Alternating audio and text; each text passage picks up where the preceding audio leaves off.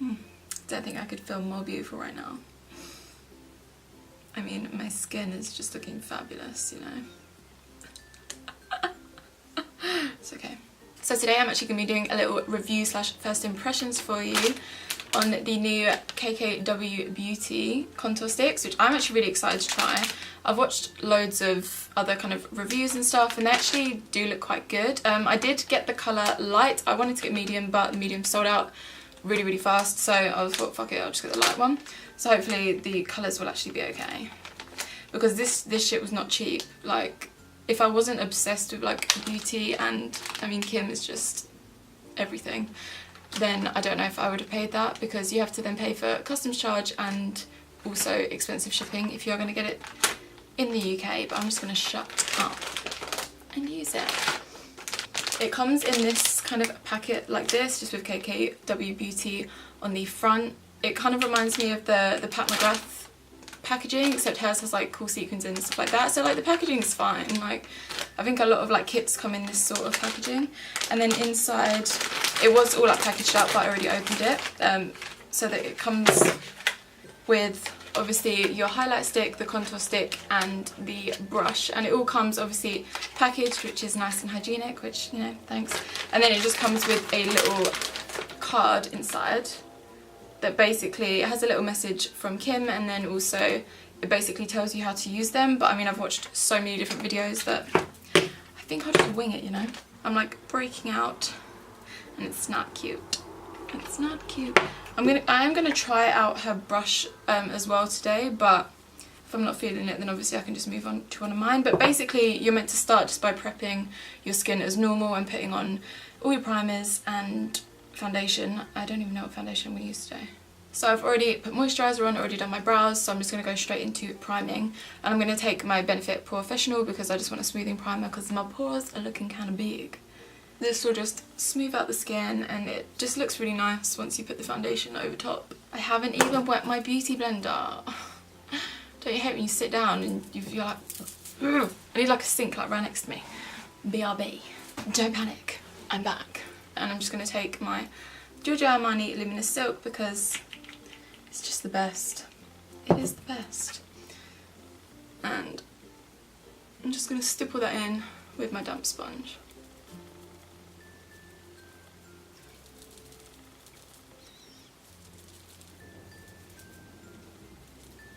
Okay, so now that we've got our base down, it's time to go straight in with the cream contour, because you don't want to set anything else on your face before you put kind of other creams on. So I'm going to go in with the contour stick. So I'm going to go with the darker side and just, I think I'm just going to put a short load of it on. And she does the kind of 3. So let's do as Kim does. And then, ooh, we'll do it down the nose as well. And around the lips, might do a bit more up here. So now that we're looking nice and crazy, I'm actually going to take her brush, and I'm going to use this kind of kabuki side and blend out and see how it goes. Okay, it blends out pretty easy, to be fair.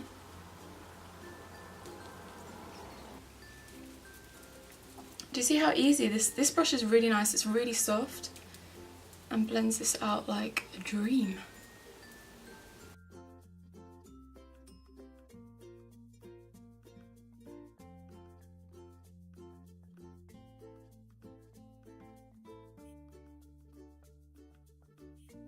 I feel like cream contour can be really scary because you're worried about like using too much and not being able to blend it out and all of that, but my tip is always make sure to do the cream contour before you do your highlight, because you can always bring the highlight over the contour just to kind of tone it down and blend it out. Like, I will probably leave it like this, and I actually like to take a little bit more foundation or some of my concealer and drag it overwards, and it just blends it out like a dream. Okay, so that was actually surprisingly quick and easy, but I'm going to add a little bit of the Armani Luminous Silk just over the top. I use like really tiny amounts. This is what I do with other cream contours anyway, and it just makes everything look seamless.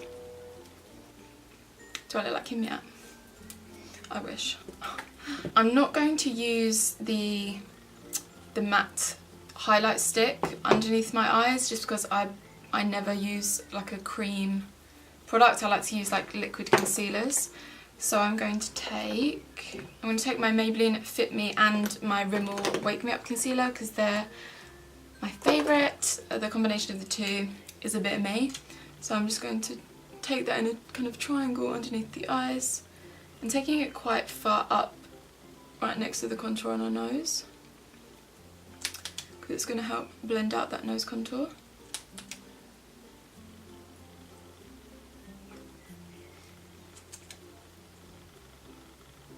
Now the reason that we highlight like this is basically to like lift the face.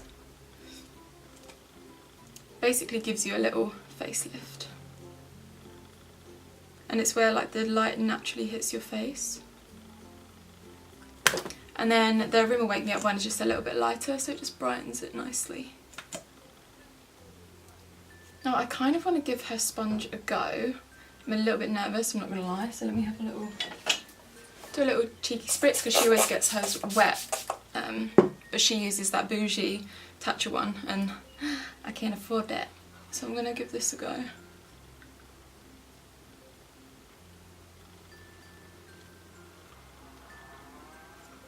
It's a lot harder than a beauty blender, which is kind of strange. It's kind of throwing me off. It is blending it quite nice though.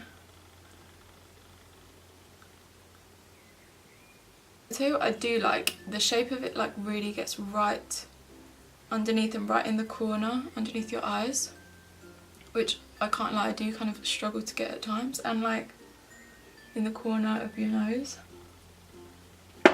It's nice, but I'm going to switch back to my beauty blender and just go over everything, and I'm also just going to take it over the nose contour to blend all of that in.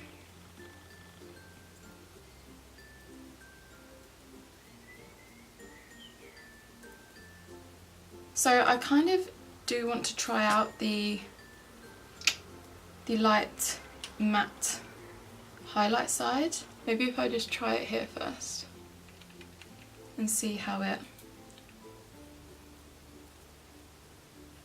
Okay. I guess you could use this just to really brighten.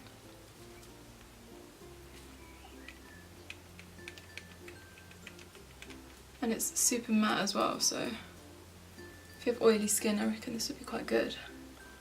I mean, I do have oily skin, so...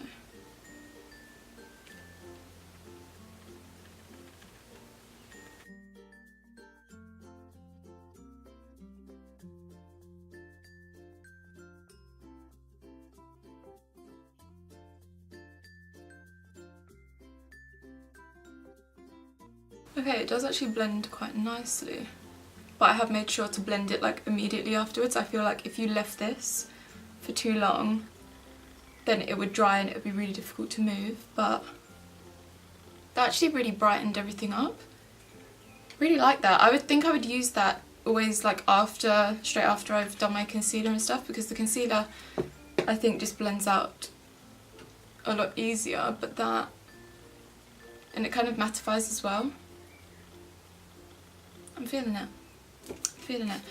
So I'm going to take some of my trusty RCMA no colour powder as per usual, and using my damp beauty blender, it's going to set right underneath those eyes so we don't get creasy. Do a little bit of bacon.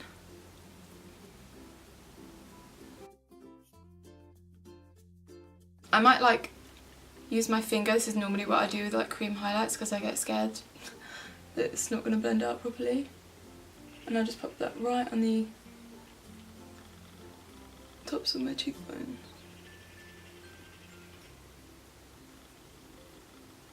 Oh, this would be a really pretty brow bone highlight. This is also pretty sheer and buildable. So if you're like a highlight junkie, I don't know if it would be your thing, but if you like something natural, which I do appreciate actually on kind of no makeup days. This is probably when I would use this. It's like very, very subtle, but I like it. Right, where's my brush? Where is my brush? There we go. I'm just going to wipe away all this excess powder. As always, I'm just going to set the rest of my face with my MAC Studio Fix powder because I want to give it the same treatment as all my other products. So it's really, really subtle. I think maybe I could have done with the medium shade. But I mean, I quite like a subtle contour, so I think it should be fine. When I'm more tan, it probably won't work, but obviously as we're going into winter, which is just right around the corner, unfortunately, then it will probably work really well for me because I do go pretty pale in the winter. So overall, right now, I'm liking it. I'm just going to add a little bit of my Milk Chocolate Soleil bronzer over top, just to lock everything in place.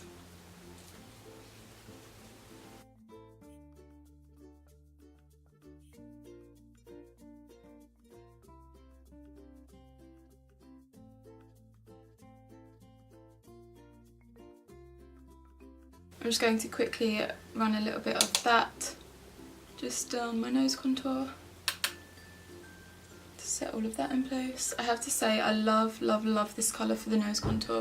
I'm going to use my absolute favourite. This is like if you want some sort of intense, crazy highlight. The Huda Beauty Pink Sands palette.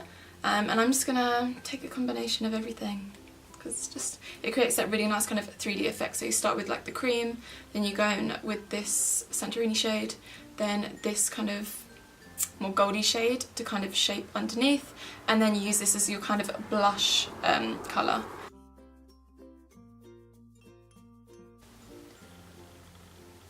You definitely don't need to be heavy-handed with this palette. I mean, you can do, and it will look like crazy intense. I'm just going to finish off the rest of my makeup off camera, and then I'll come back to tell you my verdict. So now that I've finished my makeup, I thought I would just come back to you and kind of talk to you about how I feel about these products. I'd say like the finish and stuff I really like, and the way it sits on my skin, and I mean I've had this on for quite a while now, obviously while I was doing like my eyes and all of that, and it does look nice, and that's great. The only thing I would say is, I mean, I just literally realised that that's the amount of product I have left already on like the contour side. So you just don't get much product for your money.